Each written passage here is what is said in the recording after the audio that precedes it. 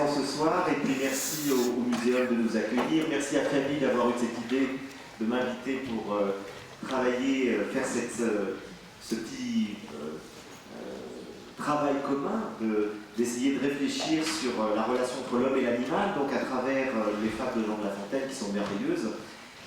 C'est vrai, ce qui est très beau chez La Fontaine, c'est que c'est ça qui nous touche et c'est ça qui a fait son succès, c'est qu'évidemment toutes les situations décrites sur les animaux renvoient à des situations humaines.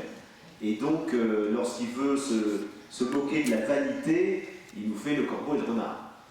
Lorsqu'il veut se moquer ou dénoncer l'absolutisme du pouvoir, il nous fait le loup et l'agneau. Et ce qui fait que ses contemporains ne s'y sont pas trompés, il parle des animaux, mais bien entendu c'est des hommes dont il veut parler, et ça lui a permis, à une époque où on ne pouvait pas facilement critiquer les nobles, le pouvoir, le clergé, ça lui a permis évidemment de faire passer avec beaucoup d'humour et de finesse une critique redoutable des passions humaines, et je dirais de tout ce que ensuite Balzac appellera la comédie humaine. Et donc on voit à quel point les animaux sont utiles pour nous permettre de parler des hommes. Mais s'ils sont utiles pour nous permettre de parler des hommes, c'est qu'ils ressemblent aux hommes. Et là, c'est un point qui aujourd'hui pose problème, parce qu'on a créé une séparation radicale entre l'homme et l'animal. Et c'est de ça dont je voudrais vous parler un petit peu aujourd'hui pour faire un petit éclairage, je dirais, historique sur ce fossé qu'on a creusé entre l'homme et l'animal et qu'on est peut-être en train aujourd'hui de commencer à combler. Alors je vais faire un petit parcours rapide dans l'histoire. Il est très probable que les hommes préhistoriques ne se sentaient pas différents des animaux. Ils devaient vivre en symbiose avec la nature, comme on le voit encore aujourd'hui, à travers les exemples des peuples qui vivent encore dans la nature, de chasse, de cueillette, comme le vivaient les hommes préhistoriques, et qui se sentent en symbiose avec la nature. Si on voyage dans certains pays, en Amazonie, etc., si on voit certains films documentaires faits par des ethnologues, on se rend compte que ces gens-là ne se considèrent pas comme distincts de la nature. Ils font partie de la nature. C'est une espèce animale parmi les autres. Et des fois, il n'y a même pas vraiment de différence dans leur conception entre les végétaux, les animaux et eux-mêmes. Tous sont des êtres vivants. Et lorsqu'ils chassent, ou lorsqu'ils chassaient, si on parle des hommes préhistoriques, il y avait toujours un échange, il y avait toujours une discussion, un dialogue. On priait, le chaman priait, faisait des dons, des offrandes pour remercier le gibier qui allait venir et donner sa vie. Et en échange, le chaman promettait qu'à son tour, lui-même, mortel, redonnerait son corps et que les hommes redonneraient leur corps à la nature pour la nourrir. Et donc il y avait une sorte d'échange avec le monde naturel. Et tout ça a changé avec le moment qui pour moi est le plus grand tournant de l'histoire de l'humanité. C'est le passage du paléolithique au néolithique. C'est-à-dire c'est le moment où l'homme a changé de mode de vie. De chasseur-cueilleur qui vivait en symbiose dans la nature, c'est devenu un sédentaire qui a commencé à stocker les grains, donc à faire de l'agriculture et à élever les animaux en les mettant dans des enclos. Et donc, son mode de vie a totalement changé puisqu'il ne dépendait plus de la nature et des animaux qu'il pouvait rencontrer à travers la chasse pour subsister. À partir du moment où il s'est donné un contrôle de son mode de subsistance, tout son rapport au monde a changé. Toute la symbolique qu'il projetait sur l'univers, sur la nature a changé. Et à ce moment-là, il a cessé de prier, d'échanger avec les esprits des animaux, avec les esprits de la nature, avec les esprits du feu, avec les esprits de l'arbre, avec les esprits de l'eau, puisque dans cette conception-là, le monde visible et invisible ne font qu'un. Il y a ce qu'on voit, la matière, et puis il y a quelque chose qui anime cette matière, ce qu'on ne voit pas, ce qu'ensuite plus tard les Grecs appelleront l'âme du monde, c'est-à-dire cette intériorité, ce monde invisible qui porte le monde visible et avec lequel on peut dialoguer. Et on peut dialoguer notamment, dans le cas du chamanisme, avec l'expérience de la transe, dans lequel on rentre dans un état modifié de conscience qui nous permet de voir et d'entendre les esprits de la nature, des animaux, etc. Donc il y avait un échange, un langage qu'on a perdu, qui permettait à l'homme préhistorique de communiquer avec les plantes et les animaux.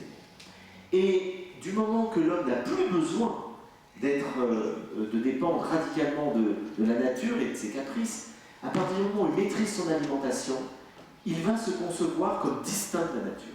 Et là, c'est une rupture fondamentale dont on est en train de payer les conséquences. C'est que d'un coup, l'homme se considère comme distinct et supérieur de la nature, par rapport à la nature, supérieur aux autres espèces naturelles, et pour la première fois, va s'établir une hiérarchie dans laquelle il va mettre le monde naturel en dessous de lui. L'homme va se considérer comme différent du monde naturel, et au-dessus, il va y avoir le monde des dieux et des déesses. Et cette vision pyramidale, hiérarchique, a été inventée il y a plusieurs milliers d'années, une dizaine de milliers d'années, lorsque l'homme a commencé à se sédentariser. Et il va créer des villages, des villes, des cités, et les dieux des villes et des cités vont remplacer les esprits de la nature. On ne va plus prier les esprits des animaux, on ne croit plus qu'on puisse parler et on perd le langage. Les chamans vont disparaître, on perd le langage qui nous permet de communiquer avec le monde naturel et on invente un nouveau langage, un langage religieux, c'est la naissance des religions, qui permet de communiquer avec les dieux et les déesses qui sont, on va dire, inventés, ça c'est l'historien qui parle, pour protéger les membres de la communauté, les membres du groupe, les membres de la cité, les membres du village, les membres du royaume, contre les dangers du monde extérieur. Et à ce moment-là, on va faire un rituel qui va s'appeler le sacrifice. Et dans toutes les civilisations anciennes, donc dans toutes les nouvelles cités qui vont se créer, que ce soit en Chine, en Inde, dans le bassin méditerranéen, en Amérique du Sud, partout, on va voir apparaître ce rituel sacrificiel. Sacrifice, ça veut dire faire le sacré. Alors qu'avant, les hommes de la préhistoire, ils éprouvaient le sacré. Le chaman qui rentre en transe, il vit l'expérience du sacré. Il est en communion, en osmose avec le monde, avec la nature et tout ce monde invisible qui l'enveloppe. Aujourd'hui, à partir du néolithique, on ne ressent plus le sacré, on le fabrique. C'est-à-dire qu'on fait un rituel.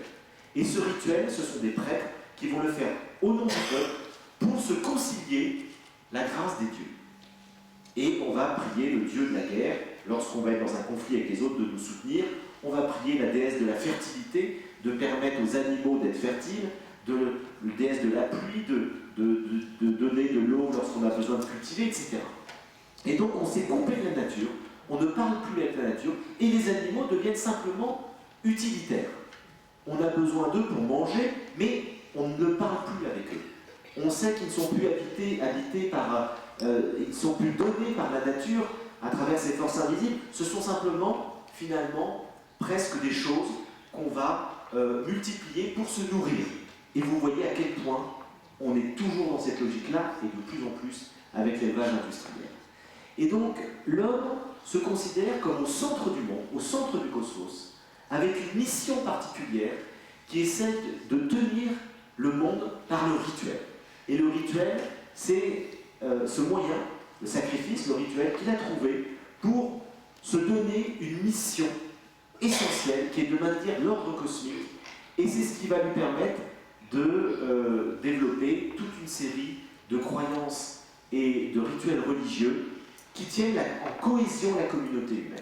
Et donc on pourrait dire, pour faire les choses très simplement, que l'humain s'est coupé de la nature pour se relier directement à des forces surnaturelles, les dieux, extérieurs au monde, extérieurs à la nature, qui deviendront ensuite un dieu, et là il se passe une autre révolution très importante, c'est le passage du polythéisme au monothéisme.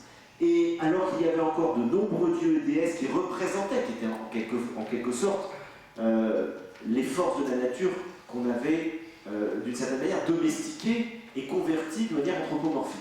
Et là, on arrive à l'idée qu'il n'y a pas plusieurs dieux et déesses, mais un seul Dieu, et ce Dieu est le créateur du monde, de toute la nature, il est totalement extérieur à la nature qu'il a créée, et donc c'est ce que le sociologue Max Weber va appeler le processus de désenchantement du monde. Le monde est désenchanté, ça veut dire qu'il a perdu son aura magique. Le monde n'est plus habité pour l'être humain par des forces magiques, par des fluides, ce qu'on appelle le mana, la force de la guerre des étoiles, oui, ça revient tout ça. Le monde est désenchanté. Le monde, c'est juste des objets, des choses matérielles qui sont là pour nous. Et qu'est-ce que nous dit la Bible dans la Genèse? multipliez-vous et dominez la terre, dominez les animaux. Ce qui pourrait être compris comme un jardinier qui doit entretenir son jardin. Et un jardinier, si on aime jardiner, on respecte son jardin, on respecte ses plantes, on respecte ses animaux. Mais l'homme a compris cet ordre divin comme dominer, et c'est devenu exploiter, c'est devenu tyranniser. Et donc, l'avènement du monothéisme biblique a accentué le phénomène de séparation de l'homme et de la nature, de séparation de l'homme et de l'animal, avec cette idée que l'homme doit dominer les animaux. Et tout ça s'est encore accentué au XVIIe siècle avec la philosophie de René Descartes, qui va jouer un rôle déterminant. Il joue un rôle très positif dans la mesure où il émancipe la philosophie de la théologie. Avec son discours de la méthode, il devient véritablement le premier grand philosophe moderne qui permet à la philosophie de reposer que sur la raison et pas sur les croyances religieuses. Après cette longue éclipse du Moyen-Âge qui avait fait un peu oublier les philosophes de l'Antiquité, donc Descartes a ce mérite de réhabiliter la raison critique, mais il va faire quelque chose de dramatique, c'est qu'il va considérer que les animaux, que le monde naturel, ce ne sont que des choses, que de la matière qu'on peut manipuler, et on peut en faire ce qu'on en veut, en enlevant à tout être vivant sa sensibilité. Les animaux ne sont que des choses. Et Descartes nous dit que si un animal crie lorsque on le touche brutalement ou qu'on le fait souffrir, ce n'est pas de la souffrance, c'est comme le grincement d'une horloge. Donc vous voyez jusqu'où on va. Et Descartes fait ça parce qu'au fond, il veut encore valoriser l'homme. L'homme, pour lui, est le sommet de la création. Il n'y a que lui qui a une âme spirituelle. Et donc ça veut dire que le corps des animaux, c'est une forme de sensibilité qui n'a pas beaucoup d'importance, et on dévalorise l'animal pour valoriser davantage l'être humain. Et il commence à y avoir, d'ailleurs parallèlement et un peu antérieurement à Descartes, une toute petite réaction. Il y a des penseurs qui ne sont pas d'accord avec ça. Le premier d'entre eux, c'est Montaigne. Montaigne est un des grands penseurs de la Renaissance, qui va réhabiliter l'animal, et c'est un des premiers qui va nous dire qu'on est terriblement vaniteux, que l'être humain a une prétention incroyable à se mettre au-dessus de toutes les autres espèces animales. Ce n'est pas parce qu'il a plus, entre guillemets, d'intelligence, ou de savoir, ou de connaissance, ou de maîtrise technique, qu'il est supérieur aux animaux en tout point. Et Montaigne va utiliser les connaissances qu'il avait à travers la redécouverte des textes de l'Antiquité. Il va relire les auteurs anciens qui étaient des naturalistes extraordinaires.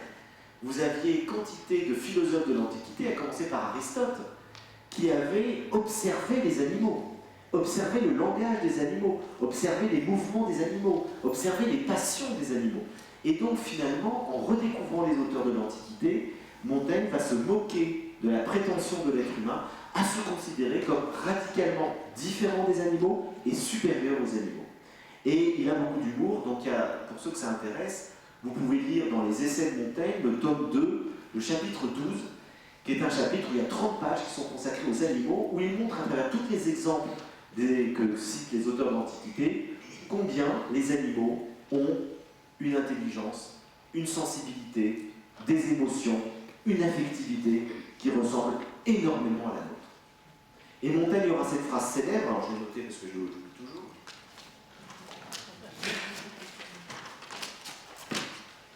Il se trouve plus de différence de tel homme à tel homme que de tel animal à tel homme. Alors là, c'est vraiment le pompon. C'est une phrase qui a suscité des réactions très virulentes. Parce qu'effectivement, on nous dit les hommes sont très supérieurs aux animaux sont tous en dessous, mais pas du tout. Vous avez des animaux qui ressemblent terriblement aux hommes, alors qu'il y a des hommes qui ne se ressemblent pas du tout. Prenez un abruti, il est aux antipodes d'un être raffiné et intelligent. Par contre, l'abruti est proche d'un animal aussi abruti que lui. Déjà, Platon l'avait souligné. Platon disait « Les hommes qui jouissent sans esprit sont comme des mollusques. » Belle phrase. Et donc, les hommes qui jouissent sans esprit sont des mollusques. A l'inverse, les auteurs de l'Antiquité disaient les hommes qui ont une intelligence aiguisée sont comme des aigles. Les aigles, ils ont une vision extraordinaire, ils voient loin, et il dit, au fond, l'intelligence, l'esprit aiguisé, c'est comme la vision de l'aigle. Donc, on a associé les qualités des animaux et les qualités humaines depuis très longtemps, et c'est ce que Montaigne redécouvre. Et puis il se moque avec beaucoup d'humour de cette prétention qu'un être humain a tout comprendre à partir de son propre point de vue, sans jamais imaginer que les autres pourraient faire pareil. Et il se dit, si on se mettait dans la tête d'un chien ou d'un chat, il doit penser comme nous. Il doit penser qu'on est entièrement pour lui. Alors il y a ce petit passage que je vous lis sur un petit oiseau. Alors c'est dans son langage, hein, c'est pas toujours très facile à comprendre, mais vous allez comprendre. Car pourquoi ne dira un oiseau ainsi? Toutes les pièces de l'univers me regardent. La terre me sert à marcher, le soleil à m'éclairer, les étoiles à m'inspirer leur influence. J'ai telle commodité des vents, telle des eaux. Il n'est rien que cette voûte regarde si favorablement que moi. Je suis le mignon de nature. Est-ce pas l'homme qui me traite, qui me loge, qui me sert? C'est pour moi qui fait semer et moudre. Donc voilà, je te dis, si on se met dans la tête d'un oiseau, voilà ce qu'il doit penser. Et donc finalement, il a raison sur un point essentiel. On ne s'est jamais mis dans la tête des animaux. Et on ne peut pas s'y mettre. Enfin, je dis ça, j'ai fait une expérience récemment très étonnante. Vous savez qu'il y a de plus en plus de gens qui ont développé des capacités de communiquer avec les animaux. Et de communiquer par télépathie. On retrouve ce que faisaient les chamans de l'Antiquité. Donc, dans un état un peu modifié de conscience, ils essaient de comprendre ce que disent les animaux. Et récemment, c'est vraiment ça, quelques semaines, ce que je vais vous dire là, je me suis installé dans une petite maison de pêcheurs au bord de la mer en Corse, et il y a une chatte qui a débarqué et qui s'est installée dans la maison. Alors j'ai fait mettre une chatière, et puis bon, je l'ai accueillie, et je ne savais pas du tout comment elle s'appelait. Et comme personne ne la réclamait, je l'ai gardée, et je lui dis, mais comment tu t'appelles? Évidemment, elle faisait miaou, miaou, miaou. Mais elle insistait, je lui dis, mais elle veut me dire quelque chose. Et puis j'ai une amie qui est venue en vacances, et qui a ce don. Et elle me dit, elle s'appelle Astarté. Elle ne savait pas ce que ça voulait dire. Je me dis, je sais pas, ce nom m'est venu en parlant avec elle. Je vais regarder sur internet et je vois que c'est une déesse de l'Antiquité. C'est la déesse de la mer qui protège les marins. Je me suis dit pas mal, pour une chatte qui vit dans une maison juste au bord de l'eau. Donc voilà. Voilà des animaux, alors scientifiques diront que c'est pas très scientifique tout ça, mais en tout cas, il y a des gens qui ont des communications assez extraordinaires. Et j'ai connu des cas beaucoup plus impressionnants d'animaux qui étaient en très grande souffrance, en maladie. Des gens sont venus leur parler, les écouter, ont compris ce qui n'allait pas, et du coup les animaux ont guéri. Et donc on voit qu'effectivement on a une prétention incroyable à penser que les animaux déjà ne peuvent pas parler ou nous comprendre, alors qu'évidemment qu'ils comprennent énormément de choses et qu'ils cherchent à nous dire beaucoup de choses, on ne peut pas encore décrypter facilement. Et puis, évidemment, les animaux nous ressemblent énormément par, comme je disais tout à l'heure, la sensibilité, les émotions, l'affectivité. Et c'est la raison pour laquelle, avec une vingtaine de philosophes, nous avons fait un texte il y a un an pour écrire aux députés en disant que c'était une absurdité de que la loi française continue de considérer les animaux comme des choses, comme des objets, alors que ce sont des êtres sensibles et qui ont parfois une sensibilité plus aiguë, plus aiguisée, plus fine que bien des êtres humains. Et donc, cette loi a été modifiée, je m'en réjouis, mais maintenant il reste tout à faire. Il reste tout à faire parce que, au fond, il ne suffit pas de reconnaître que les animaux ont une sensibilité à la souffrance, qu'ils ont une grande affectivité, qu'ils ont comme nous des joies, des peurs, de l'amour, des émotions. Il faut les respecter. Et le drame dans lequel on est aujourd'hui, c'est qu'effectivement, on est dans un système économique qui fait qu'on considère les animaux, on les traite comme des objets, avec un rendement qui oblige à les tuer de manière épouvantable. Ils sont élevés sans même avoir connu une vie normale d'animal. Si vous regardez sur internet ce que c'est que l'élevage intensif, vous voyez des truies qui naissent et qui grandissent leur brève vie sans jamais pouvoir bouger.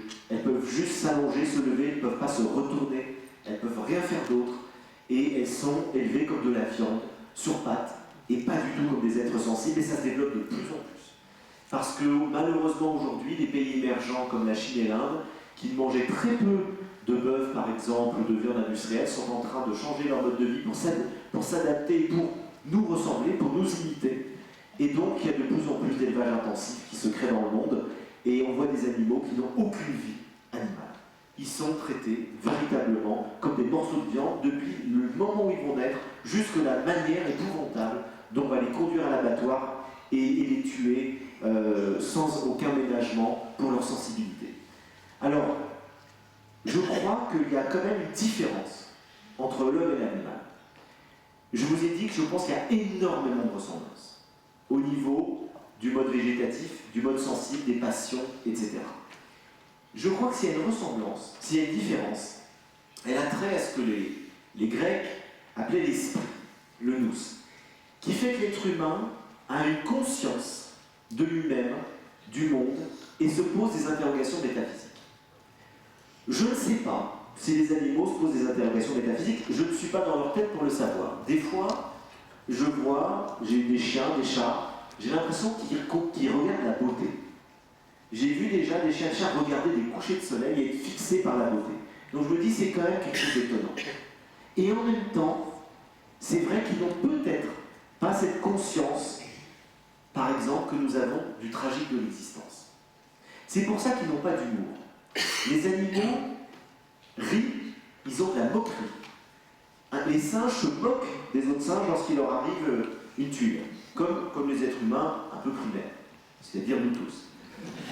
Mais l'humour, c'est autre chose. L'humour, c'est un trait d'esprit qui nous permet de prendre de la distance par rapport au tragique de l'existence. Il vous arrive quelque chose de terrible, et bien si vous riez, vous vous distancez. Et cette distance permet de supporter la souffrance, permet de supporter l'absurdité. Pourquoi est-ce que vous croyez que le peuple qui a le plus d'humour sur Terre, c'est le peuple juif?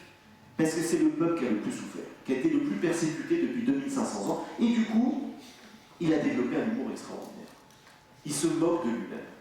C'est une manière de mettre de la distance. Et donc, les animaux, je ne pense pas qu'ils aient ce type d'humour. Et c'est là qu'on voit qu'il y a des distinctions entre l'homme et l'animal à cause de la conscience, de la vie, de la finitude, et peut-être de l'au-delà, d'un absolu, quel que soit le nom qu'on lui donne. Et bien je dirais, c'est ce qui fonde probablement notre différence, qui n'est pas forcément... Alors là, on ne sait pas.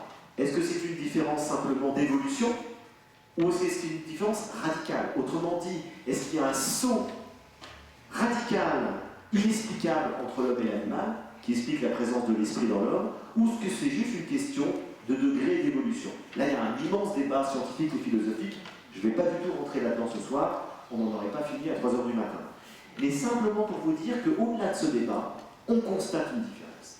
Et je dirais que, au nom de cette différence, ça doit nous donner, on doit s'appuyer sur l'esprit, on doit s'appuyer sur la conscience que nous avons des enjeux planétaires aujourd'hui pour défendre les animaux. Et c'est parce que l'homme a l'esprit, c'est parce que l'homme a cette conscience qu'il doit l'utiliser non pas pour asservir les animaux, non pas pour les tyranniser, non pas pour massacrer la planète comme il le fait aujourd'hui, mais si l'homme avait vraiment l'esprit, s'il avait vraiment cette intelligence qu'il pense avoir, il devrait comprendre que c'est l'intérêt de tout le monde, des êtres humains, de la nature, des animaux, que nous respections la nature et les animaux. L'homme payera très cher tout ce qu'il est en train de faire.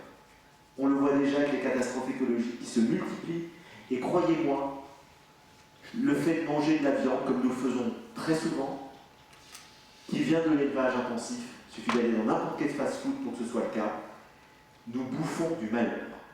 Et je pense qu'on paiera très cher.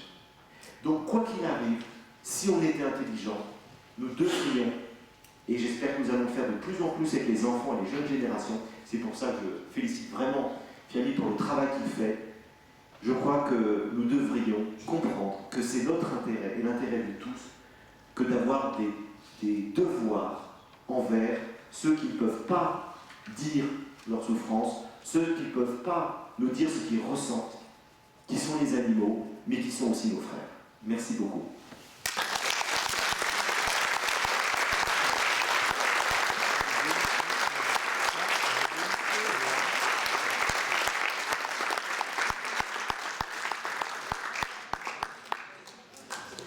Il est allumé, il est allumé. Non, le micro, c'est M. Lenoir qui l'a. S'il y a quelques petites questions, on peut faire un petit échange. Et puis après, pour ceux qui veulent, je resterai là pour dédicacer quelques livres. tiens. Je peux le faire. Voilà.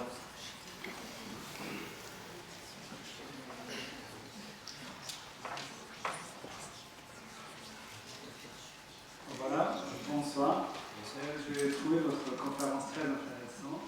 Et j'aurais une petite question en fait, j'étais un peu surpris que vous n'avez pas mentionné un des plus grands théoriciens de l'Occident et qui je lis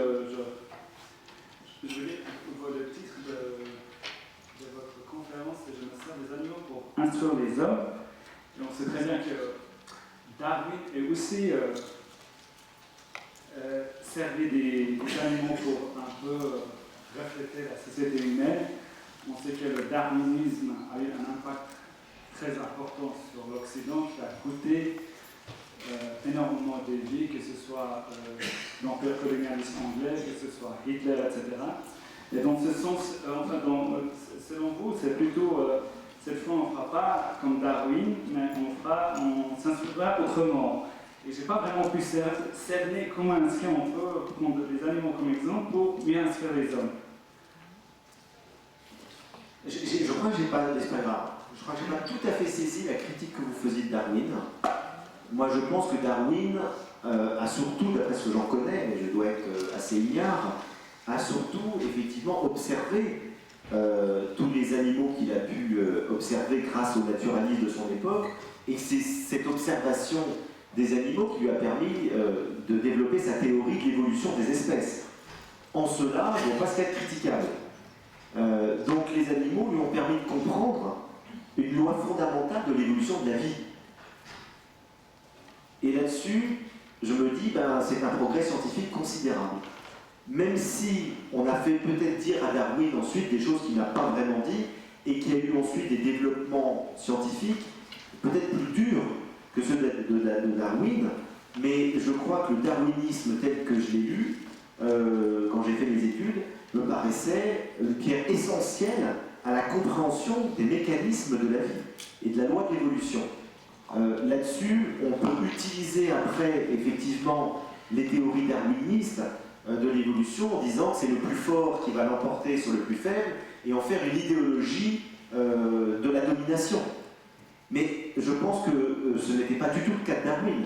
Il n'était pas dans un idéologue. Il a observé ce qu'a été la loi de l'évolution. Et je pense que la force que nous pouvons avoir, parce que justement nous avons cet esprit critique qui nous permet de réfléchir, c'est que nous ne sommes pas obligés de reproduire aussi la loi mécanique de l'évolution. Et que si c'est la loi du plus fort, ou si c'est celui qui sait le mieux s'adapter, qui va l'emporter, ayons l'intelligence de nous adapter. Et aujourd'hui, je pense que l'humanité est en train de ne plus savoir s'adapter. Et que c'est ça le drame. C'est qu'on n'a plus conscience que si nous voulons, on reprend conscience, mais je dirais que pendant des décennies, on a vécu comme si on pouvait exploiter entièrement la planète, piller toutes les ressources, dérégler tous les écosystèmes, détruire les espèces animales, sans qu'on en paye un jour les conséquences. Et ça, c'est ne pas tenir compte d'une compréhension fondamentale des lois de la vie. Et je crois que si nous devons aujourd'hui faire preuve d'intelligence, puisque c'est notre qualité principale sur laquelle nous pouvons nous appuyer pour essayer de survivre, puisque c'est ça la loi darwinienne de l'évolution, pour essayer de survivre, l'humanité doit être très intelligente et avoir une conscience, un surcroît de conscience. C'est ce que disait Bergson lorsqu'il disait que face aux défis technologiques de notre temps, l'humanité a besoin d'un supplément d'âme. Elle n'a pas besoin de plus de technologie. Elle a besoin d'un supplément d'âme. Ce que Rabelais avait déjà très bien dit avant, en disant « science sans conscience n'est que ruine de l'âme ». Et donc s'il y a quelque chose qu'on doit aujourd'hui faire, c'est avoir véritablement conscience que si nous voulons donner une chance à l'humanité de survivre dans les siècles à venir, il faut changer totalement nos comportements envers la nature. Oui, bonsoir. Écoutez, moi, c'est pas une question, mais une remarque. On a un philosophe sur l'estrade et j'en suis très content. Mais je dois dire que la sagesse qui m'a le plus impressionné ce soir, c'est celle des enfants qui sont là dans la salle. qui ont été d'une sagesse tout à fait exemplaire. J'étais impressionné de voir qu'on pouvait avoir une réunion comme ça, en silence, et que ces enfants soient complètement calmes. Donc, bravo. Alors vous parlez de la sagesse des enfants au sens moral du terme, qui sont sages, qui sont gentils. Moi je voudrais parler de la sagesse des enfants dans le sens philosophique du terme. C'est-à-dire que les enfants ont bien souvent des intuitions profondément justes que les adultes ont perdues. Et les enfants, comme les animaux d'ailleurs, et là il y a un point commun, ils ont souvent une vérité de l'intuition ou de l'instinct. Et nous nous sommes tellement compliqués les choses avec notre mental et avec notre ego, que bien souvent nous avons perdu le sens des vérités fondamentales. Et donc, les enfants, comme les animaux, peuvent nous rééduquer à des vérités fondamentales, à des choses très justes. Alors les enfants, évidemment, le font avec le langage. Et donc, quand des enfants, on dit toujours, c'est la vérité sur la bouche des enfants. C'est-à-dire très souvent, les enfants vont dire des choses qu'ils ressentent, et que nous ne ressentons même plus, parce que nous ne pouvons plus les imaginer, parce que nous sommes pris dans notre mental et dans toutes les bonnes raisons de ne pas voir ce qui arrive. Et les enfants vous disent tout de suite, voilà ce qui se passe. Et donc ils ont une perception intuitive, immédiate des choses, comme les animaux. C'est pour ça que je trouve qu'on peut faire un lien entre enfants, sagesse des enfants, sagesse des animaux. Et les enfants moi je pense qu'il y a presque un âge métaphysique, où on voit que les enfants entre 3 et 6 ans posent toutes les questions essentielles. Pourquoi est-ce qu'on est sur Terre? Qu'est-ce qu'il y a après la mort, etc. Puis après on ne se pose plus du tout ces questions. Parce qu'on se dit, si on se dépose, on va être perturbé pour gagner de l'argent, pour mener nos boulots, etc. Parce qu'après, on a des dans le guidon. Et donc, on ne se pose plus ces questions essentielles. Alors moi, je suis resté un grand enfant, donc je continue de me les poser éternellement. Et jusqu'à ma mort, je me dirais, mais qu'est-ce que je fais là? Pourquoi je suis là? Mais, en même temps, c'est vraiment beau de voir comment les enfants ont cette espèce vraiment de pureté de l'intelligence. Et c'est pour ça que je me réjouis beaucoup, je lis pour ça, pour que les bases de la philosophie, de la psychologie, soient enseignées dès l'école maternelle. Et il y a des écoles, je sais qu'il y en a à Genève, où il y a des ateliers de philosophie pour des enfants très jeunes. Et ils font le travail que vous faites. C'est-à-dire que les profs vont finalement poser des questions, c'est les enfants qui vont s'emparer de la question et qui vont en poser plein d'autres, qui vont donner des réponses fulgurantes. Et donc il y a tout un débat qui se crée autour des grandes notions. Vous lancez un mot, allez, amitié, respect, et pof, c'est parti. Et c'est prodigieux de voir l'intelligence des enfants, et je pense qu'ils ont, encore une fois, une intelligence philosophique plus aiguisée que les jeunes qui rentrent en terminale et qui font des philo en terminale. Donc c'est très important d'activer, de développer, d'utiliser ce don qu'ils ont, cette sagesse innée qu'ils ont, pour la faire mûrir, la faire argumenter, et développer toutes ces qualités qu'ont les enfants. Puis, puisque vous parlez des enfants, je voudrais aussi dire un petit mot, parce que mon prochain bouquin qui va sortir dans 2 mois, c'est sur la joie. Je ne sais pas si vous avez remarqué, quand on est adulte, on a perdu la joie de vivre. Et bien les enfants ont la joie de vivre. C'est quelque chose qui est inné. La joie est donnée aux enfants. Et après, quand on grandit, qu'on devient raisonnable, c'est l'âge de raison, 7 ans, qu'on est là, qu'on réfléchit, qu'on commence à avoir peur, qu'on est pris dans nos émotions, l'ego est mental, encore une fois, on perd la joie. Et c'est pour ça que des textes nous disent qu'il faut devenir comme des petits-enfants. Le sage, dans le modèle taoïste, c'est pas le vieillard, c'est l'enfant. Celui qui est dans la fraîcheur, dans la joie, dans la spontanéité de l'accueil de la vie. Et l'Évangile nous dit la même chose. Jésus dit, redevenez comme des petits-enfants si vous voulez accéder au royaume de Dieu. Et ça me semble une vérité très profonde aussi. Il y a une joie extraordinaire chez les enfants. Et pour reparler des animaux, il y a chez les animaux quelque chose de très très simple. Un animal, s'il vit conformément à sa nature, il est heureux. La seule chose qui rend l'animal heureux, c'est très simple, c'est de vivre conformément à sa nature. S'il ne vit pas conformément à sa nature, il est malheureux. Une poule, elle a besoin de courir dans l'herbe. Si vous la mettez dans un poulailler très serré, avec 50 poules dans 10 mètres carrés et qu'elle ne peut pas courir, elle est malheureuse. Un animal, il a besoin de manger des aliments qui sont adaptés à sa nature. Si vous donnez à manger autre chose, parce que c'est plus pratique, parce que c'est ceci, parce que c'est cela, il est malheureux. Et donc, l'animal nous enseigne quelque chose de très simple et pourtant d'essentiel, c'est que pour s'épanouir, il faut vivre conformément à sa nature. C'est pour ça que moi, ça ne me gêne pas du tout d'ailleurs, et je le dis, je ne suis pas radicalement végétarien. Quand j'étais enfant, on voyait les vaches qui partaient dans les pâturages Elles passaient toute la journée à brouter, elles rentraient le soir à l'étable, etc. Au bout de quelques années, on en tuait. Ça ne me choquait pas. Ce qui me choque aujourd'hui, c'est qu'il y a des vaches qui ne vivent jamais dans les pâturages. Voilà le problème. Et donc, prenons cette leçon de comprendre que pour être heureux, l'être humain a aussi besoin de vivre conformément à sa nature. Et toute la question est, qu'est-ce que la nature humaine? Et de quoi a-t-il besoin? Alors, prenons deux petites réponses très rapides. Aristote. Aristote, qui observe la nature humaine, nous dit les deux expériences les plus fondamentales qui permettent à l'homme de s'épanouir, c'est l'amour, il dit d'ailleurs le mot philia, c'est-à-dire l'amour d'amitié. C'est pas l'amour passionnel, c'est l'amour au sens le plus profond du terme, se lier à un autre être dans une communion d'âme. Et c'est la contemplation. Et il nous dit un être humain qui ne vit aucune amitié et qui n'a pas accès à la contemplation, que ce soit la contemplation de la beauté du monde de Dieu, quel que soit ce qu'on peut mettre comme objet de contemplation, c'est un être humain qui ne va pas jusqu'au bout de la réalisation de sa nature. Ça, c'est la nature universelle de l'homme. Et puis, il nous dit aussi, il y a des natures particulières. Il y a des êtres qui naissent avec des dons particuliers qui doivent épanouir. Si je suis fait pour être forgeron, je serai heureux en forgeant.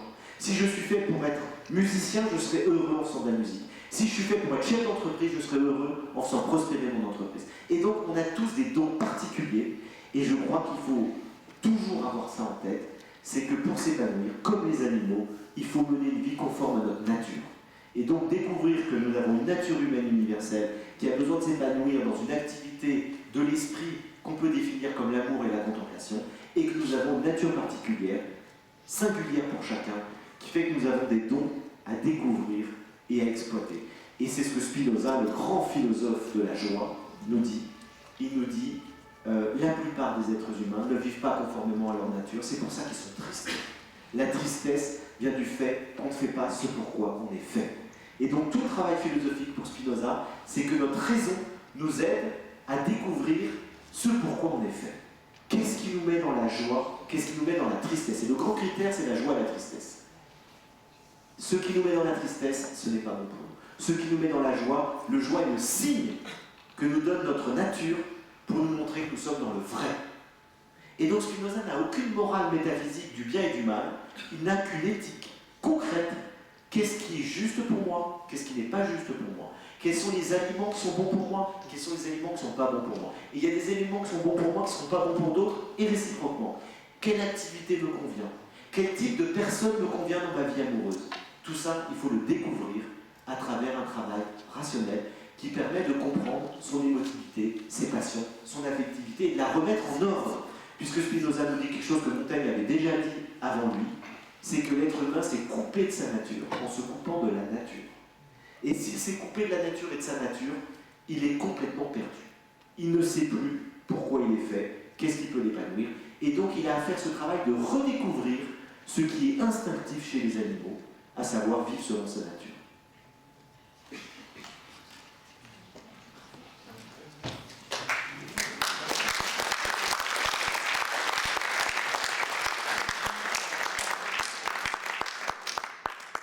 Étudie-t-on le pouvoir de certains animaux de nous prédire l'avenir proche, en l'occurrence des cris déchirants dans la nuit, annonçant une mauvaise nouvelle avérée dès le lendemain? Je l'ai observé aussi bien à Dijon qu'à Genève. Alors absolument, on a pu observer chez les animaux des dons que les humains n'ont pas ou non plus. Et vous avez tout à fait raison de souligner que les animaux ont une capacité d'appréhender des événements d'avenir. On l'a observé, alors il n'y a pas que ça. Ils peuvent non seulement appréhender des événements qui ne sont pas encore arrivés, type des tremblements de terre ou des éruptions volcaniques, mais ils peuvent aussi communiquer et savoir ce qui se passe avec d'autres animaux dont ils sont séparés par des dizaines ou des centaines de kilomètres. Et donc on a fait des études, on a mis des petits d'un lapin dans un sous-marin, et lorsque on s'en prenait à ces petits, la mer qui était sur Terre à des centaines de kilomètres était nerveuse et agitée. Donc ils ont un instinct extraordinaire que nous avons perdu. Mais je pense que nous l'avions. Je pense que l'être humain qui vivait ce qu'on appelle la préhistoire, dans ce temps où il était dans la nature, je crois qu'il avait ce qu'on appelle un sixième sens que nous avons perdu avec le processus de rationalisation. Plus nous avons développé l'hémisphère gauche de notre cerveau, la part logique, rationnelle, calcul de notre cerveau, plus nous avons perdu les qualités propres de l'hémisphère droit, qui étaient plutôt des qualités d'intuition, d'appréhension du monde direct, sans passer par le prisme de la raison. Et donc, ce que nous montrent les animaux aussi, c'est que nous avons perdu ce sixième sens. Et qu'on peut le redécouvrir, puisqu'il y a des études qui sont faites, et notamment à Genève, il y a une société qui s'appelle Noesis, l'Institut des sciences noétiques, qui fait des études avec l'université, avec certains hôpitaux, sur des patients qui ont des capacités extraordinaires de deviner l'avenir, de découvrir des objets cachés dans des enveloppes, etc. Donc là-dessus, on voit qu'il y a un don chez l'être humain qui a été perdu, que certaines personnes qu'on appelle des médiums, des voyants, quel que soit le nom qu'on leur donne, ont retrouvé par un don particulier. Et je crois qu'en fait, nous l'avons tous. Simplement, il faut le redécouvrir, il faut l'activer, il faut le travailler.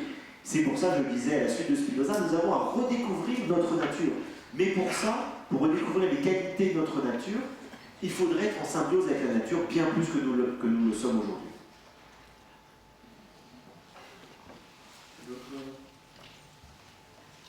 Je vais vous raconter une petite histoire drôle, en attendant que quelqu'un prépare une autre question, pour vous montrer que c'est pas si simple. C'est un homme qui va au Canada, puis il va dans une région très très reculée du Canada, dans la forêt profonde, et là il voit un Indien, assis, c'est un des derniers Indiens qui vit dans la nature, assis comme ça dans sa couverture au bord du chemin, et puis l'hiver arrive. Et cet homme se dit, tiens, je vais rentrer du bois dans ma cabane, puisqu'il voulait vivre au plus près de la nature, donc il a une cabane, et il rentre du bois, puis il passe devant l'Indien, puis il se dit, je me demande quand même s'il ne faudrait pas que je rentre un peu plus de bois. Et ces Indiens-là, ils vivent dans la nature, ils ont un instinct, une intuition, une connaissance des choses et tout. Je vais lui demander si l'hiver va être rude. Alors il va voir l'Indien, il lui dit, dis-moi vieil homme, est-ce que l'hiver va être rude? Et l'Indien lui dit, oui, hiver rude. Alors le type se dit, je vais rentrer une deuxième charrette de bois. Il va pas ramener une deuxième charrette de bois. Je lui dis, mais est-ce que ça va suffire? Est-ce que peut-être que l'hiver va être terrible? Donc il va voir l'Indien, il dit, comment va être l'hiver? Est-ce qu'il va être rude ou très rude? Hiver très très rude. Alors le type, il va faire une troisième charrette de bois. Puis je me dis, mais si c'était l'hiver du siècle, je vais peut-être pas en avoir assez. Je vais redemander à mon Indien qui communie avec les esprits de la nature et tout. Et il va voir l'Indien et lui dit, mais l'hiver, il va être comment terrible? Hiver terriblement rude. Et alors il lui dit, mais comment vous savez tout ça? Et l'Indien lui dit, quand homme blanc rentrait beaucoup de bois, hiver très rude.